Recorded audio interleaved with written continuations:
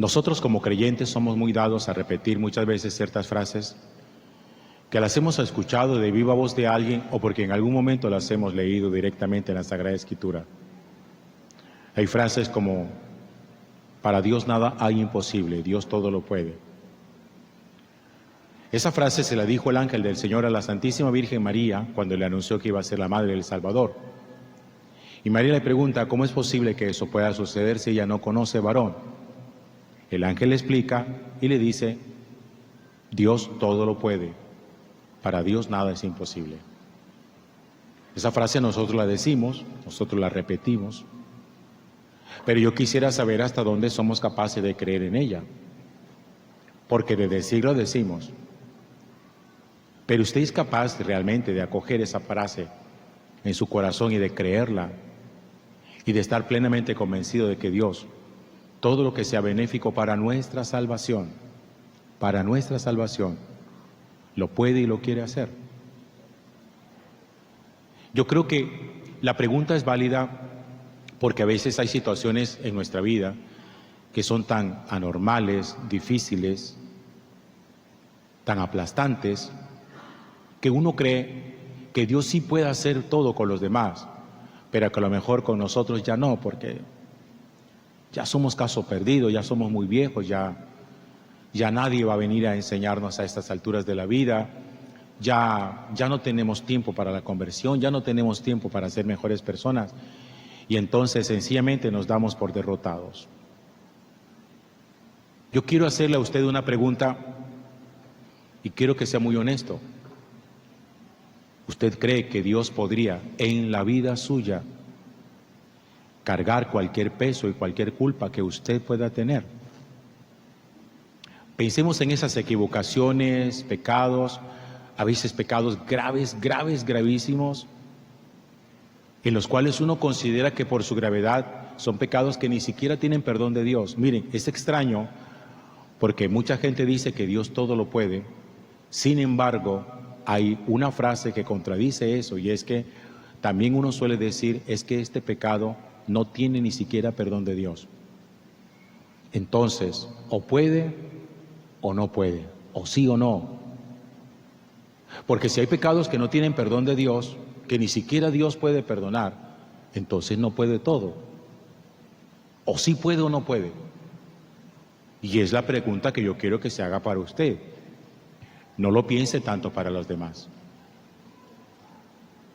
¿Cuál es la situación de postración a lo mejor que cualquiera de nosotros podría tener, que lo puede estar llevando en este momento a un estado de desesperación? Como que uno sienta que el camino se le cerró y que ya uno está perdido. Acuérdense siempre que en algún momento en Semana Santa, yo hablándoles a ustedes de Judas Iscariote, les he dicho cuál fue el pecado de Judas Iscariote. El pecado de Judas no fue haber traicionado a Jesús. Ese no fue el gran pecado de Judas. El gran pecado de Judas fue haber creído que su traición era imperdonable. Tan imperdonable que se convirtió para él en un cargo de conciencia y un peso de culpabilidad, que consideró que lo único que le podía quitar el peso de su pecado y la vergüenza delante de los demás era suicidarse. Yo me imagino que Judas pudo en algún momento de lucidez ponerse a pensar: ¿cómo le doy yo la cara a los demás apóstoles? ¿Cómo me presento yo delante de los demás apóstoles como si nada? Si yo traicioné al Señor, si yo vendí al Señor. Judas llegó a un estado de desesperación tal y de desesperanza que Judas murió convencido de que su pecado no tenía perdón de Dios. Pero el pecado de Judas no fue ese. Su gran pecado fue haber creído que no tenía perdón de Dios y obró en consecuencia. Y a veces a nosotros nos pasa eso. Hay cosas que por el sentimiento de culpabilidad son tan poderosas que uno dice: esto no tiene perdón de Dios y me toca cargar con mi culpa toda la vida. Miren, de las cosas más dolorosas que uno escucha en gente que no ha sido capaz de perdonarse ni de aceptar el perdón de Dios, está el aborto. El aborto es tan devastante, tan destructor, que el aborto es capaz de llevarse la tranquilidad de una mujer y perder la paz. Y por mucho que se confiese de eso, siempre está una y otra vez dándose palo y dándose duro. Y pensando todos los días si Dios me perdonó o no. ¿Será que sí me perdonó? Quieren que les diga algo. Cuando Dios perdona, porque uno está arrepentido, Dios perdona en serio. Dios no anda como molestando, tomando del pelo, bromeando con su perdón. Cuando Dios dice, levántate, no peques más, tus pecados quedan perdonados, han quedado de verdad perdonados. Entonces, la pregunta sigue siendo si nosotros creemos que Dios es capaz de hacer cualquier cosa en nuestra vida. En la suya, no en la de los otros, en la suya. Porque es una palabra que usted necesitaría coger en su propio corazón y volverlo una realidad. O usted ya ha dictado sentencia definitiva sobre su vida y ha dado todo por perdido, que ya no hay nada que hacer conmigo. Hay dos textos del libro de Ezequiel en el Antiguo Testamento que yo quiero traerlos hoy a mi reflexión para que los podamos comprender y complementar. El primer texto está tomado del capítulo 37 del libro de Ezequiel, que es la visión del valle de los huesos secos. Me imagino que muchos de ustedes lo habrán leído. Dice que una vez el Señor sacó a Ezequiel a una explanada y le mostró un valle lleno de huesos secos y le hizo esta pregunta: ¿tú crees que estos huesos pueden juntarse? Miren la primera pregunta, juntarse, porque todos los esqueletos estaban desarmados. Y Ezequiel le dice: Señor, tú lo sabrás. Y en un momento determinado en la visión ve cómo todos los huesos se juntan y se arman la estructura esquelética. Después le hace otra pregunta: ¿tú crees que yo le podría poner carne a estos huesos? Le dice otra vez: Señor, pues tú lo sabes. Y en la visión Ezequiel se da cuenta cómo el Señor empieza a revestir de carne a las estructuras esqueléticas. Y le hace una tercera pregunta: ¿tú crees que estos cuerpos revestidos de carne pueden volver a vivir? Porque hasta ahora había allí un cadáver. ¿Crees que pueden recobrar y tener vida? Tú, Señor, lo sabes. Y el Señor le da vida a los huesos secos después de revestirlos de carne. Y en el texto de hoy aparece otra visión que Ezequiel tiene. Esta vez dice que el ángel del Señor lo sacó y lo llevó hasta la entrada del templo de Dios. Y se dio cuenta cómo, oído, debajo del umbral del templo, corría, y aquí enfatizo el verbo, corría agua hacia el este. Lo que significa que el agua tenía movimiento, y eso es muy importante para poder comprender. Dice que el agua bajaba por debajo del derecho del templo, me hizo salir por la puerta septentrional, y el agua corría por el lado derecho. Y el Señor me dice: estas aguas fluyen hacia la zona oriental, descienden hasta la estepa y desembocan en el mar de la sal, en un mar salado. Cuando las aguas toquen el mar de la sal, sus aguas serán saneadas. En la primera visión, Ezequiel se da cuenta cómo Dios es capaz de dar vida biológica. Unos huesos que se arman, unos esqueletos que se revisten de carne y una carne que se llena de vida. Hasta ahí, vida biológica. Pero en la visión de hoy, ya no es una vida biológica, es una vida sobrenatural.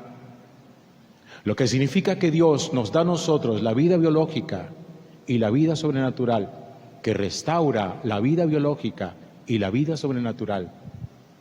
Pero para que la vida no sobrenatural se restaure, se necesita que el agua del templo fluya y corra. El templo es el lugar que manifiesta la presencia de Dios.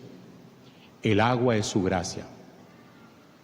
Y dice el texto bíblico que las puertas del templo estaban abiertas. Lo que quiere decir, como lo va a manifestar de Jesús después en el Evangelio, que si nosotros mismos somos templos de Dios, para que la gracia de Dios fluya, las puertas tienen que permanecer abiertas, porque si no se abren, el agua se estanca. Y el agua estancada trae podredumbre. El agua que corre y que sanea el mar de la sal es la gracia de Dios. El templo es nuestra vida. El mar de la sal es el corazón contaminado de ese cuando uno dice, esto no tiene remedio. Me imagino que quienes de ustedes habrán ido alguna vez a Tierra Santa y habrán llegado al Mar Muerto, se habrán dado cuenta que el Mar Muerto es de las cosas más nauseabundas que hay. Huele a podrido, son aguas muy densas, no existe la posibilidad de poder nadar en ellas. Cuando uno se mete en esa agua, uno flota por la cantidad de sal que tiene y no existe vida de ninguna clase. Ahí no hay ningún microorganismo siquiera. Y por eso, cuando la palabra de Dios habla de sanear las aguas, está hablando de aquello más estancado que nosotros tenemos, que se ha podrido durante los años, y que nosotros, por mantener cerradas las puertas del templo para que el hedor no nos perturbe, hemos impedido que las aguas del Espíritu de Dios saneen toda nuestra vida. ¿Por qué a ustedes se les pudre la relación de esposos? Hay dos razones fundamentales. Porque las puertas del templo están cerradas y no permiten que vivan la vida de Dios. Y segundo, porque ustedes quieren beber permanentemente de un pozo estancado. Ustedes quieren a veces descubrir en su cónyuge un pozo para saciarme, como que cuando tenga sed, cuando tenga ganas, cuando tenga ansias, yo me acerco a ti y tú me sacias. Así no es posible salvar ninguna familia. Porque lo único que están haciendo es resguardándose para sí mismo como si fuera un agua de pozo, como si fuera un agua de estanque, que no tiene movimiento, donde creen que simplemente es tu agua para mí y mi agua para ti, y que esto no corre.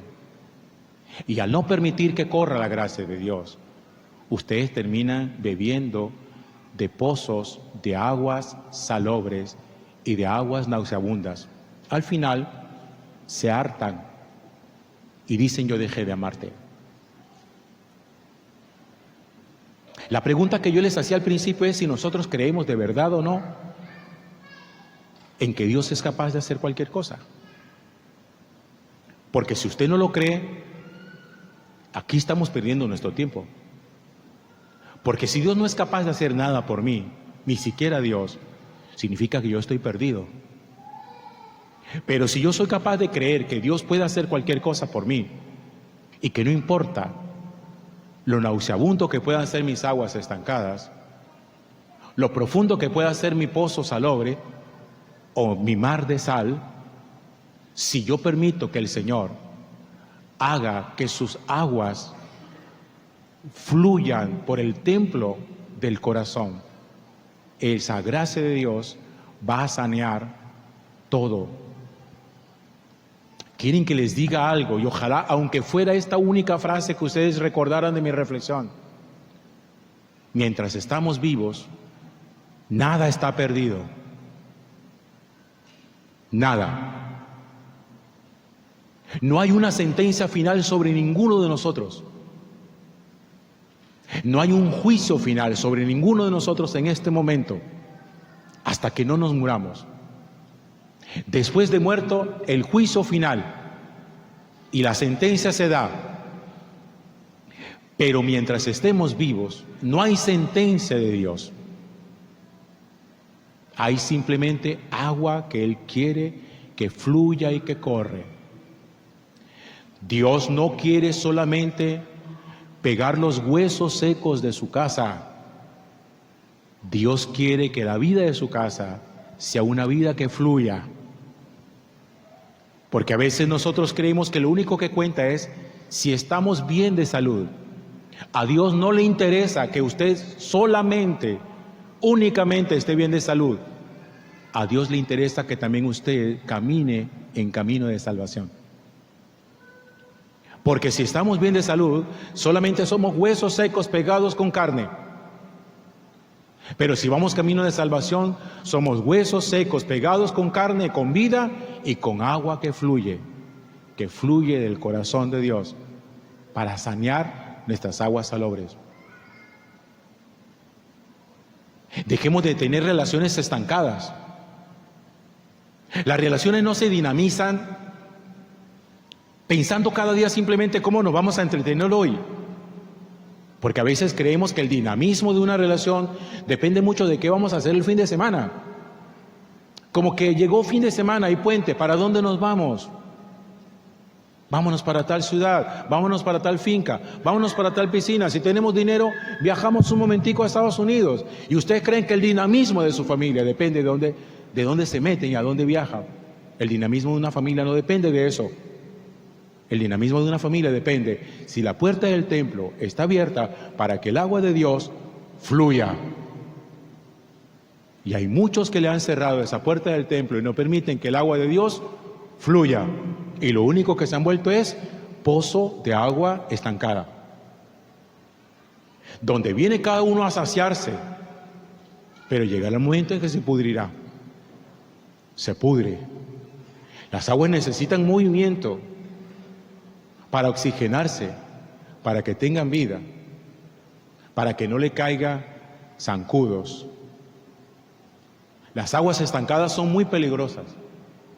Las relaciones que se estancan en el propio ego de la satisfacción, eso es muy peligroso. Como que tanto me satisface, como cuando nosotros decimos, me encanta estar contigo. Ese me encanta estar contigo es el ego satisfecho que bebe de un agua que se estancó. Y donde finalmente uno dirá, ya me aburrí. Dejen el dinamismo de Dios, dejen que la fuerza de Dios sanee, como dice el profeta Ezequiel.